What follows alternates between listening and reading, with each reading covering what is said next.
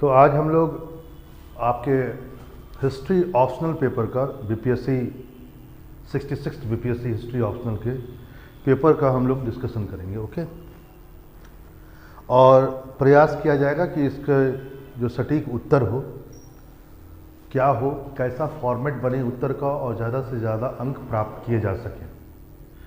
ठीक है, और पूरी एक क्लास में करना संभव नहीं है, बड़ा लेंदी क्लास हो जाएगी, इसलिए हम लोग एक सेक्शन वाइज चलेंगे। जैसे कि आपको पता होगा कि कोई भी ऑप्शनल हो बीपीएससी का 300 मार्क्स के होते हैं, ठीक है, 300 मार्क्स के होते हैं। और हिस्ट्री में जो क्वेश्चंस पूछे जाते हैं वो 12 क्वेश्चन होते हैं, ठीक है, 12 क्वेश्चन मैथ्स में पूछे जाते हैं और ऑप्शनल में, है ना, वैकल्पिक विषय में, और 12 में से 6 करने होते हैं, 6 आउट ऑफ 12।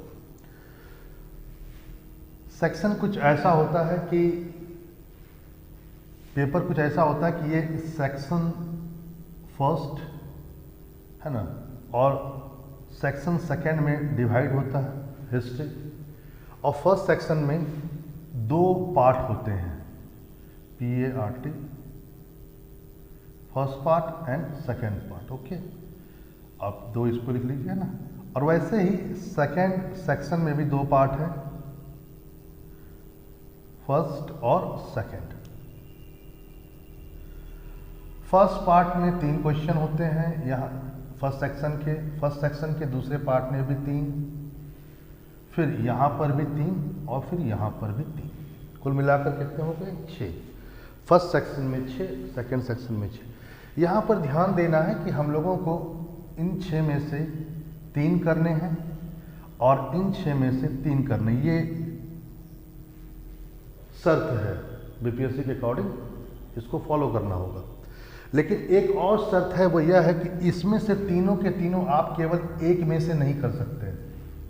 जैसे आप ऐसा कर सकते हैं कि 2 इसमें से कर लीजिए और 1 इसमें से, है ना, 1 इसमें से 2 इसमें से, जो आपको सुटेबल लगे। ओके, तो ये होता है पूरा, ठीक है। तो यहाँ पर ध्यान रखेंगे। और हिस्ट्री के ऑप्शन में इस बात को ध्यान रखेंगे कि सेक्शन फर्स्ट में का पहला पार्ट जो होता है वह एंसेंट इंडिया का होता है, एंसेंट इंडिया यानी प्राचीन भारत। दूसरा सेक्शन जो होता है वह होता है मध्यकालीन भारत यानी मिडाइवल इंडिया। फिर सेकेंड सेक्शन में जो फर्स्ट पार्ट होता है वह होता है मॉडर्न इंडिया।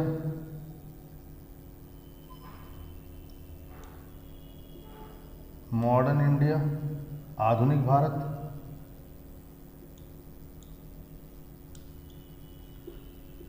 और दूसरा सेक्शन जो होता है सेकेंड सेक्शन का वह होता है विश्व इतिहास।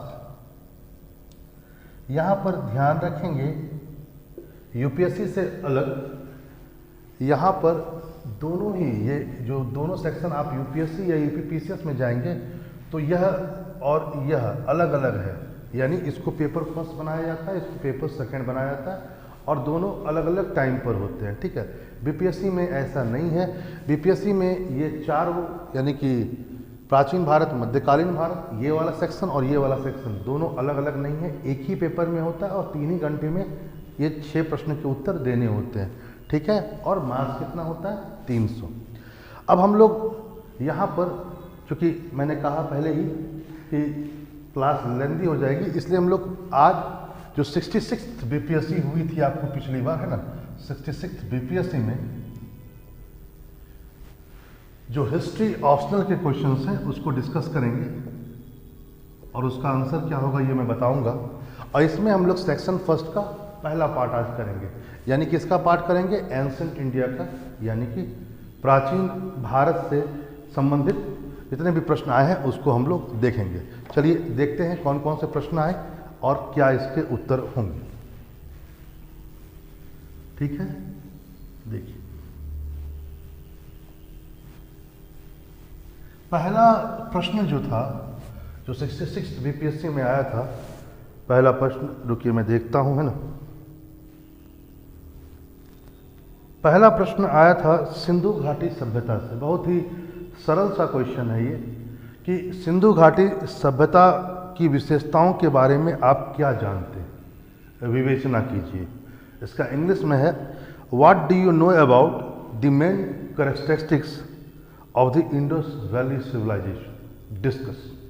ठीक है, पहला क्वेश्चन यही है, यानी सिंधु घाटी सभ्यता की विशेषताओं का डिस्कस करना है, चर्चा करना है उस पर। ठीक है, अब देखिए बहुत ही सिंपल क्वेश्चन है ये, और इसमें कोई ऐसा कीवर्ड नहीं है जिसको हम लोग पकड़ेंगे।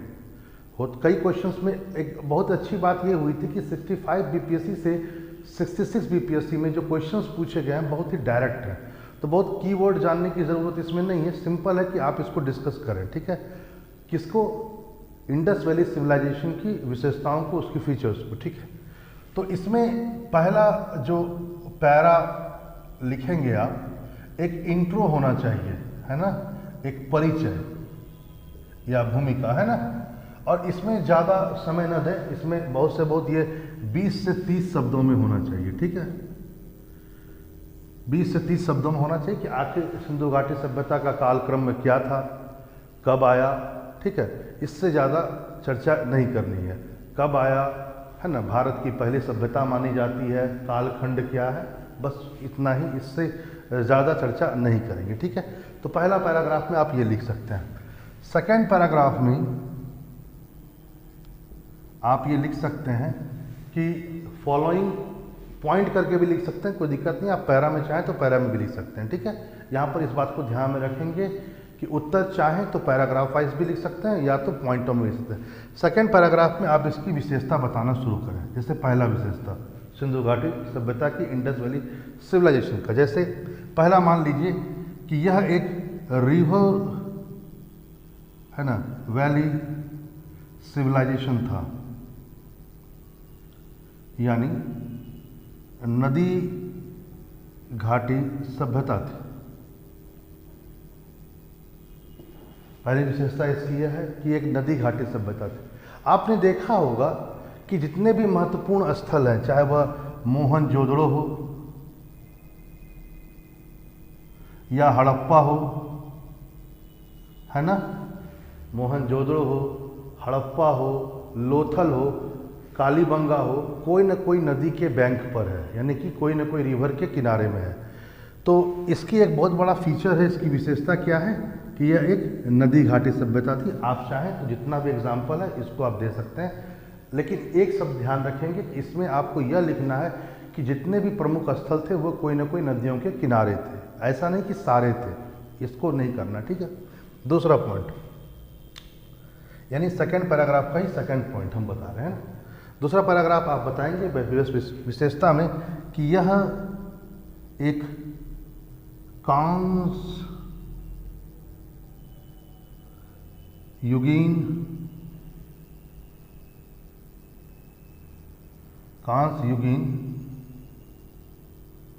सभ्यता थी, ब्रॉन्ज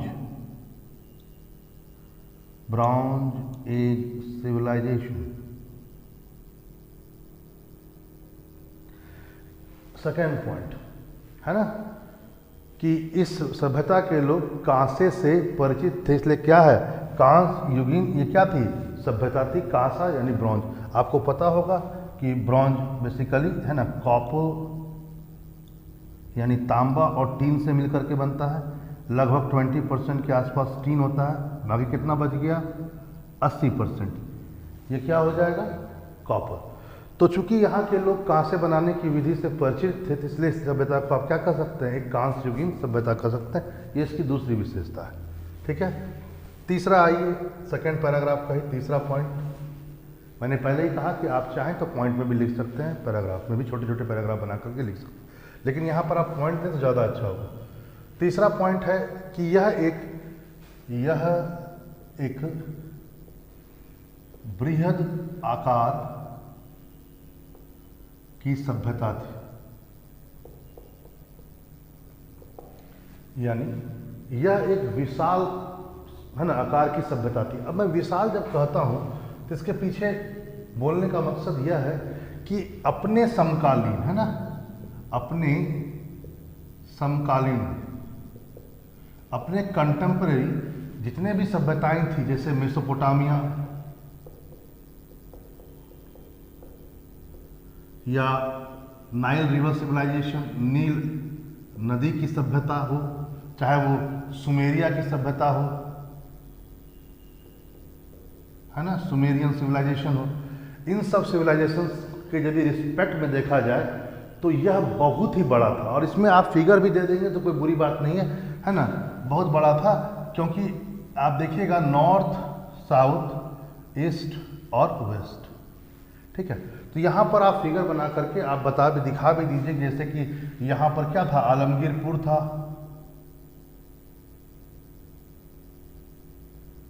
यानी इसकी पूर्वी छोर कहाँ थी, आलमगीरपुर, पश्चिमी छोर कहाँ थी, और वह थी सुख्ता गैंडोर बलूचिस्तान,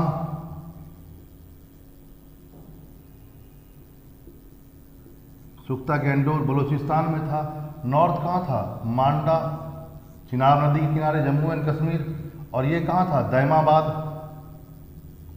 महाराष्ट्र। तो यदि आप देखेंगे तो यह सभ्यता यहाँ से यहाँ तक यदि इसका आप देखेंगे तो ये लगभग 1600 किलोमीटर है, यानी कि ईस्ट टू वेस्ट, और ये कितना है, ये 1400 है। तो अपने कंटेम्प्रेरी जितने भी सिविलाइजेशन थे, इसके समकालीन जितने भी, है ना, सभ्यताएं थी, उसके रिस्पेक्ट में ये बहुत बड़ी सभ्यता थी, और यह इसकी एक बहुत बड़ी विशेषता भी है, ठीक है। तो इसको आप लिख सकते हैं इस ढंग से और फ्रेमवर्क भी कर सकते हैं, ठीक है। चलिए, चौथा पॉइंट आप समझ रहे होंगे कि यहाँ पर क्या क्या बोला। चौथा पॉइंट है कि यह एक शांत प्रकार की सभ्यता थी।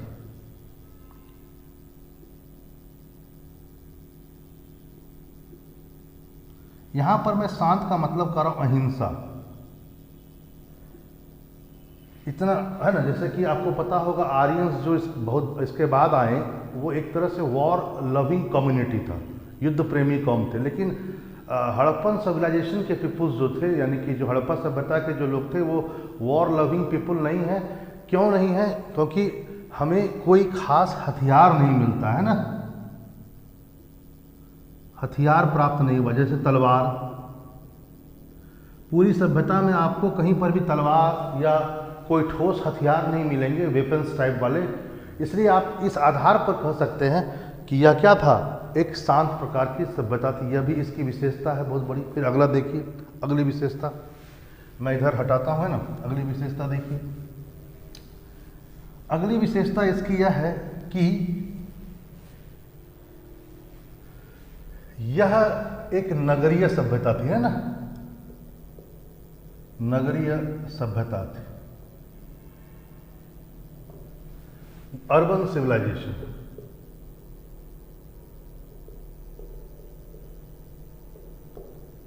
एक नगरीय सभ्यता थी, अर्बन सिविलाइजेशन। तो यहां पर आप जितने भी नगर के जो भी पॉइंट आपने पढ़ रखे हैं वो सब आप जरूर लिखें, है ना। जो भी नगरीय सभ्यताओं की बात थी, जैसे कि आप जानते हैं कि नगरीय सभ्यता थी, इसका तात्पर्य ये एक बात जरूर रखिएगा कि अर्थव्यवस्था का, यहां पर आपको ये लिखना चाहिए कि नगरीय सभ्यता थी। क्यों? क्योंकि अर्थव्यवस्था का महत्वपूर्ण सोर्स क्या था? व्यापार एवं वाणिज्य था।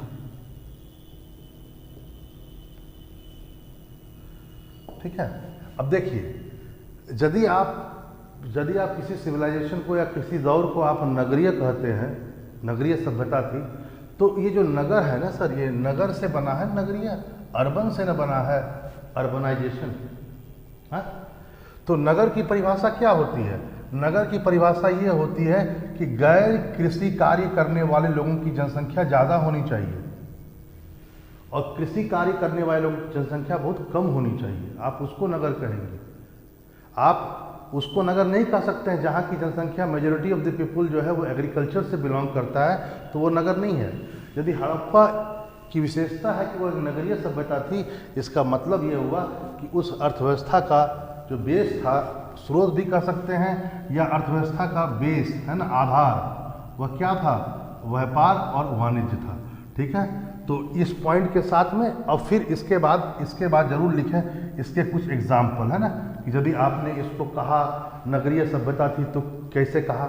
जैसे कि वो लोग कच्ची ईंटों का नहीं, मकान बनाने के लिए क्या था, मकान बनाने के लिए पक्की ईंटों का प्रयोग करते थे, है ना, पके हुए ब्रिक्स का यूज़ करते थे।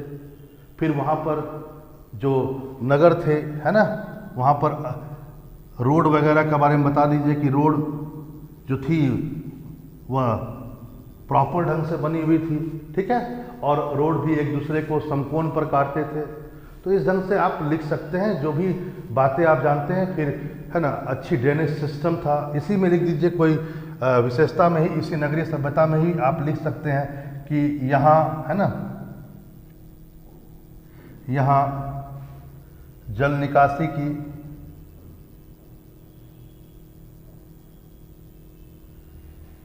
अच्छी व्यवस्था थी, है ना।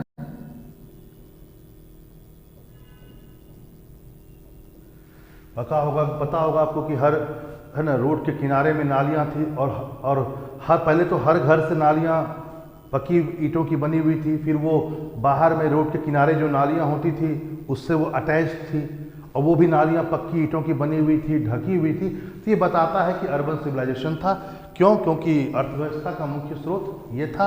और फिर ये बताएं कि यदि नगर थे तो नगर की थोड़ी बहुत विशेषताओं का जरूर वर्णन यहाँ पर करें। ठीक है, ये नहीं कि इसी में चिपक जाए पूरा का पूरा इसी में, क्योंकि आपको पता है, आप लिख दीजिएगा पूरा जितना होगा, तो उससे आपके मार्क्स कम जाएंगे। ठीक है, उतना ही लिखें, बैलेंस बनाते हुए चले, क्योंकि नगरीय सभ्यता है तो नगर की बात करेंगे, क्या क्या विशेषताएं थी आप जरूर पढ़ेंगे, तो उसको आप लिख सकते हैं। चलिए अब आगे देखते हैं अगला पॉइंट। अगला आप क्या लिख सकते हैं इसमें? अगला है कि अगला पॉइंट यहां पर यह बनेगा कि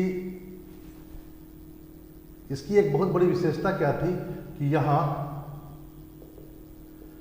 मिश्रित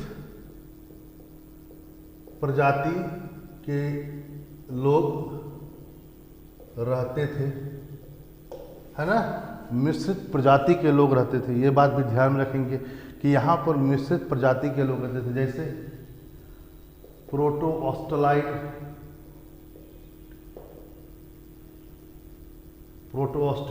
अल्पाइन, मंगोलाइड, है ना, भूमध्य सागरीय,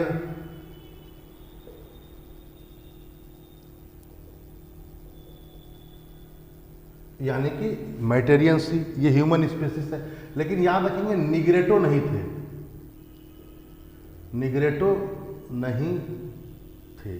ठीक है, तो ये भी एक अच्छा पॉइंट है, इसको भी ध्यान रखेंगे कि ये सभ्यता के लोग क्या थे। बेसिकली यह बताता है कि यह मिश्रित प्रजाति के लोग थे। जहां पर ये अगला पॉइंट जो इसी से जुड़ा हुआ है, इसको आप अलग से बनाएंगे कि सभ्यता में यह देखा गया कि सभी नगर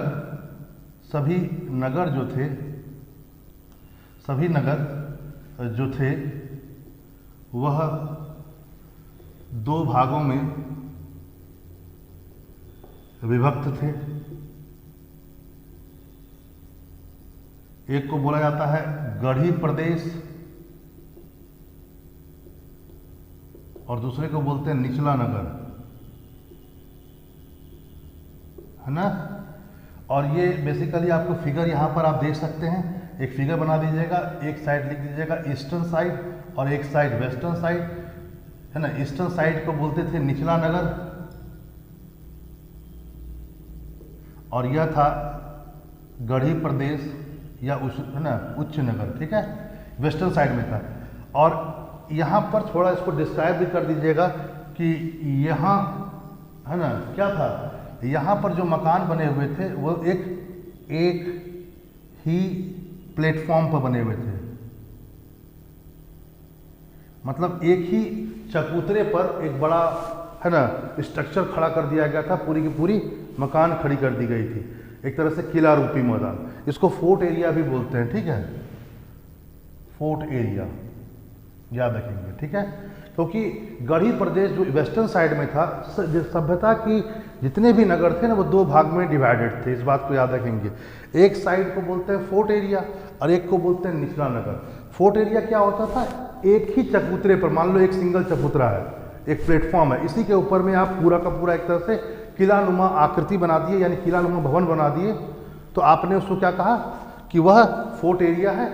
माना जा सकता है कि शासक वर्ग इधर रहते होंगे, लेकिन निचला नगर में ऐसा नहीं था। जो इतने भी मकान थे वह अपने अपने उनके स्पेशल बने हुए थे फाउंडेशन, यानी चबूतरे अपने अपने, है ना। इस बात को लिख सकते हैं आप यहाँ पर कि सभी नगर जो थे दो भाग में बटे हुए थे, पूर्वी साइड, पश्चिमी साइड। पश्चिमी साइड को बोलते थे गढ़ी प्रदेश, जहाँ पर जो मकान होता था वो एक ही प्लेटफॉर्म पर बना हुआ होता था।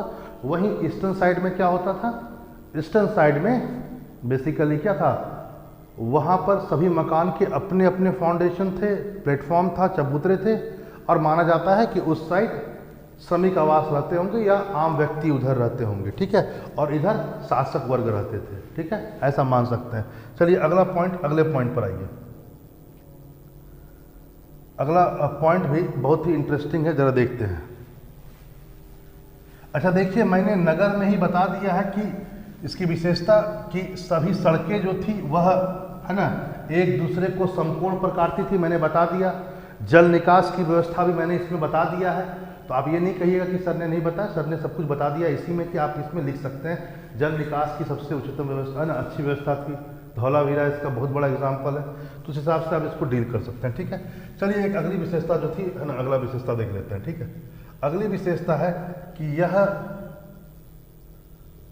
सभ्यता एक, है ना, शिक्षित सभ्यता थी। याद रखिएगा, यहाँ के लोग शिक्षित थे क्योंकि इनके पास अपनी लिपि थी, ठीक है। मूल रूप से जो अक्षर हैं वह 64 थे, यानी जो लेटर्स थे, जो कैरेक्टर थे ABCD वाला, वो कितने थे, 64 थे। लेकिन ये अभी तक पढ़ा नहीं जा सका है, तो इसको आप लिख सकते हैं कि अभी तक पढ़ा नहीं जा सका है, इसको आप इसमें डाल सकते हैं। मूल रूप से 64 थे, और ये कैसा है, चित्रात्मक है, ठीक है, चित्रात्मक था, फोटोग्राफिक है, पिक्टोग्राफिक है। और ये लोग कैसे लिखते थे, तो ऐसे लिखते थे, ठीक है। पहला लाइन जैसे कि राइट से लेफ्ट, और दूसरा लाइन कैसे लिखते थे, है ना, लेफ्ट से राइट, ठीक है। यानी पहला लाइन ऐसे, दूसरा लाइन ऐसे, फिर तीसरा लाइन फिर ऐसे, ये ऐसे लिखते थे, ठीक है। तो इसमें आप फिगर डाल भी सकते हैं, नहीं भी डाल सकते हैं, ये आपकी मर्जी पर है, लेकिन यह विशेषता है कि यह एक शिक्षित था। अगला पॉइंट देखिएगा, अगला पॉइंट है कि इस सभ्यता में, है ना, ये सभ्यता जो है कृषि अधिशेष, यह सभ्यता कृषि अधिशेष, एग्रीकल्चर सरप्लस की स्थिति को बताता था, है ना, एग्रीकल्चर की स्थिति को बताता था।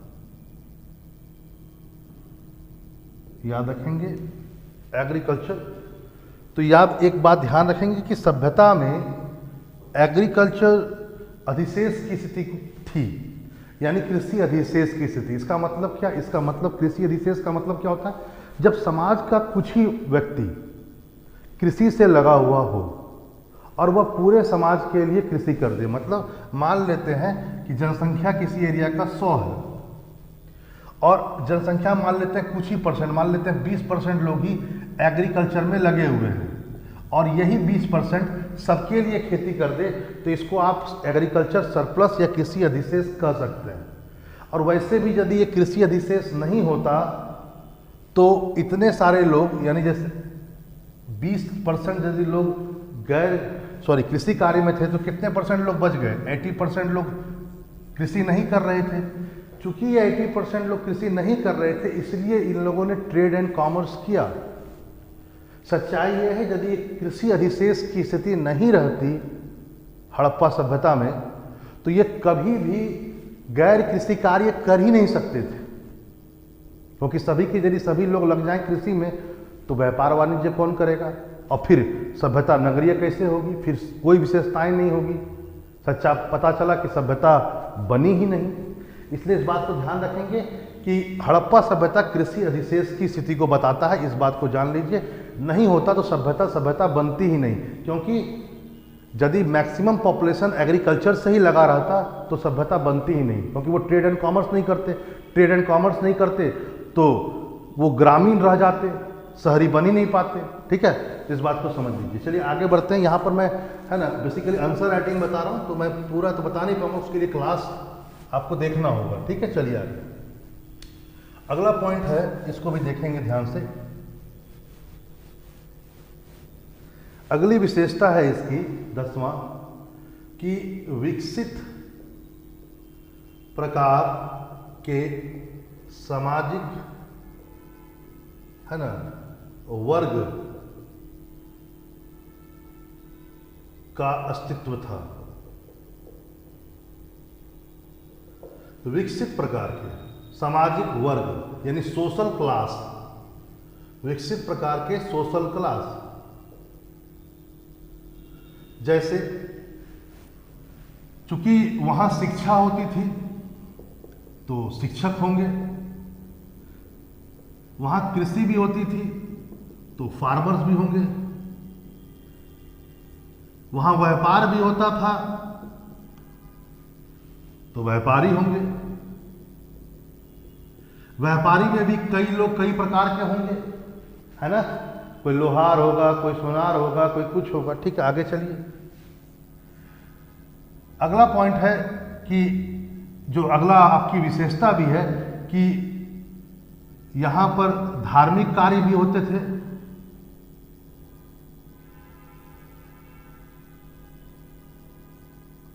धार्मिक कार्य भी होते थे, इसलिए पुरोहित वर्ग भी होगा। अब देखिए, यदि कोई समाज विकसित नहीं हुआ है तो उसमें कभी भी सामाजिक वर्गों की स्थापना नहीं होती है। पता लगता है कि सभी के सभी शिकारी हैं तो सभी शिकारी कर रहे हैं। यदि कृषि अर्थव्यवस्था का मुख्य स्रोत है तो पता चला कि सभी के सभी कृषि कर रहे हैं और कोई वर्ग की स्थापना नहीं हुई। चूंकि सभ्यता हड़प्पा एक सभ्यता थी, ठीक है, इसलिए क्या हुआ कि यहाँ पर सामाजिक है ना विभिन्न प्रकार के सामाजिक वर्गों की भी स्थापना हुई। यानी शिक्षक भी थे, फार्मर्स भी थे, व्यापारी भी थे, पुरोहित भी थे, कॉमन मैन भी थे, श्रमिक भी थे, है ना, श्रमिक भी थे।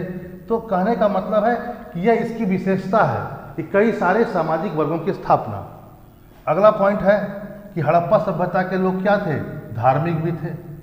ऐसा नहीं है कि ये आप इसको कह दीजिएगा केवल सेकुलर, धार्मिक भी थे। जैसे कि इनकी सबसे महत्वपूर्ण पूजा करते थे मातृ देवी की, है ना, मातृ देवी की, एक तरह से पृथ्वी की पूजा। इसमें आप लिख दीजिएगा कहाँ कहाँ से मिला है, वो आप डाल सकते हैं। जैसे ये लोग पेड़ों की पूजा करते थे, है ना, पेड़ों की पूजा करते थे, नाग की पूजा करते थे, ठीक है, शिव की भी पूजा होती थी पशुपति के नाम पर। फिर कुबड़ वाला सांड जो है वह भी इनका बहुत बड़ा महत्वपूर्ण था। तो ये सब आप डाल सकते हैं कि ये क्या थे, ये बेसिकली धार्मिक भी थे। और भी जो जो आप लोग को देना है, जैसे कि पवित्र स्नान की संकल्पना भी थी, है ना, पवित्र स्नान की संकल्पना। आपको पता होगा विशाल स्नानागार जो प्राप्त हुआ है वो बताता है कि पवित्र स्नान जैसी कोई संकल्पना रही होगी। जैसे आज प्रयाग उर्याग में डुबकी लगाते हैं या स्नान करते हैं, तो माना जाता है जो विशाल स्नानागार था वहाँ पर धार्मिक अनुष्ठान से पहले लोग नहाते होंगे, है ना। तो पवित्र स्नान जैसी संकल्पनाएं भी थी। तो इस ढंग से आपने इसको लिखा, ठीक है। चलिए अब आगे बढ़ते हैं, जरा देखते हैं कि और बातें। फिर कुछ विशेषताएं और भी देख लीजिए, 2-3 बातें, है ना। मुख्य बातों में लिख दीजिए। अगला पॉइंट छोटे छोटे पॉइंट है, अब उसको आप लोग आराम से लिख सकते हैं। जैसे कौन कौन सी फसल वो लोग लगाते थे, फसलों को देख लीजिए, है ना। रबी की भी जानकारी थी, खरीफ की भी जानकारी थी, रबी और खरीफ दोनों की जानकारी थी इनको, ठीक है। तो याद रखेंगे, इसको भी आप लिख लीजिए अगली विशेषता में। अगला पॉइंट डाल दीजिए कि सभ्यता में मंदिर नहीं मिले हैं। एक बात ध्यान रखेंगे, सभ्यता में मंदिर नहीं मिले हैं। ठीक है, पूरी सभ्यता में मंदिर नहीं मिले हैं। अगली विशेषता आप डाल सकते हैं, जैसे कि अगली विशेषता यह भी है कि इन लोग समाधान पद्धति थी, समाधान पद्धति थी। इसका मतलब ये नहीं हुआ कि ये लोग क्या कहता है, मतलब जब व्यक्ति की मृत्यु हो जाती थी तो कोई है ना कर्मकांड को फॉलो नहीं करते थे, ऐसा नहीं है। समाधान पद्धति थी। क्या करते थे ये लोग? बेसिकली कलश समाधान था। क्या था? कलश समाधान, कलश कलश समाधान था।